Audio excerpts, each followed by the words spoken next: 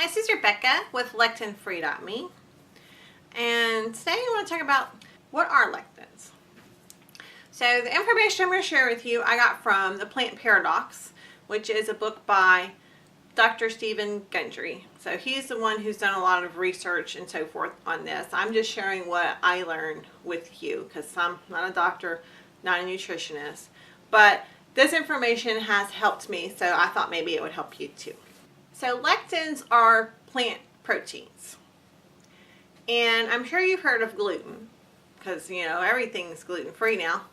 Gluten is actually one type of lectin, and there's like thousands of them. Gluten is just one type, but that came into notice because of celiac disease. And the gluten reaction in celiac disease is, I can't think of the little name of the things, but they have these little finger things in your intestines that the gluten attacks, and it causes issues in people with celiac disease, and they cannot absorb the nutrition that they are intaking. So that's like extreme form of gluten issues, or extreme form of lectin issues. Most people probably have something that's not as severe, but could be causing other severe issues. And it could just be that you've got an intolerance to lectins, or you simply have eaten lectins or overeaten lectins so much and for so many years you've just got like a toxic level in your body and you need to clean it out. And that's kind of what the plant paradox is based on. You do a fast basically with just some simple things for the first few days, and then you eat lectin free for at least 2 weeks and sometimes longer, which I'm on the longer kick.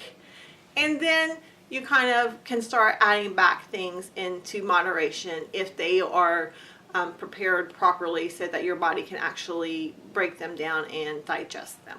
Lectins are a part of a plant's defense mechanism. And plants have a couple different kinds of seeds. The first seed is like what you find in an apple, a hard coating.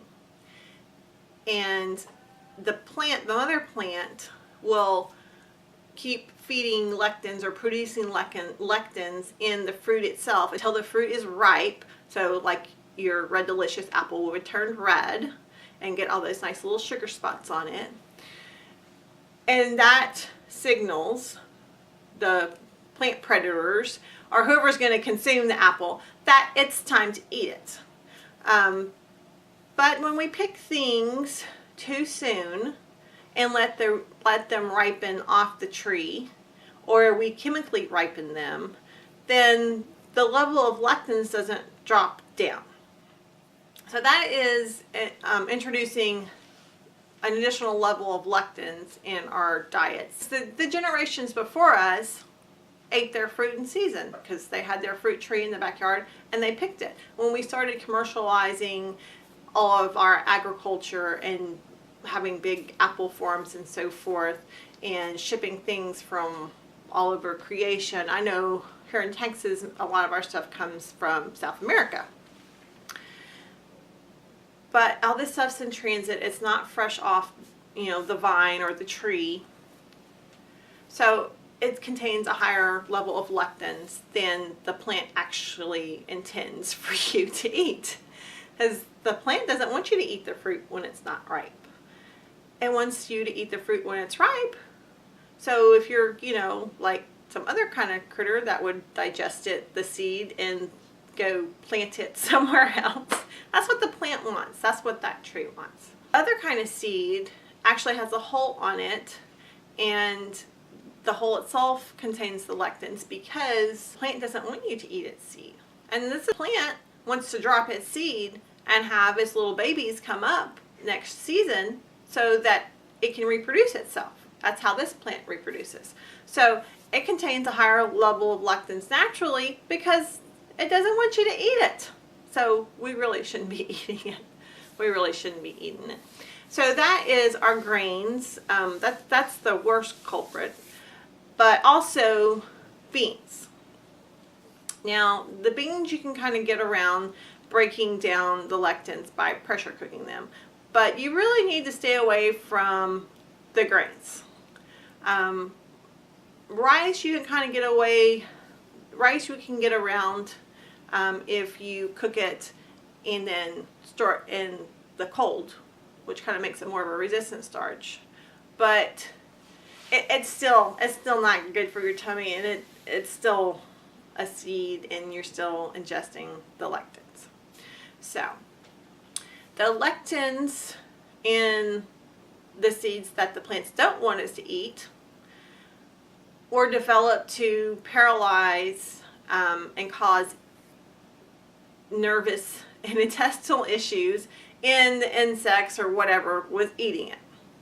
So when we eat so many of these things, we get all those toxins in our body and have all that effect on our body.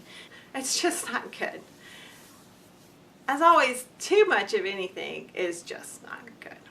So while our ancestors ate lectins either not at all or in moderation and cooked them properly, we as a society today are just eating too many, and that is causing issues with our bodies.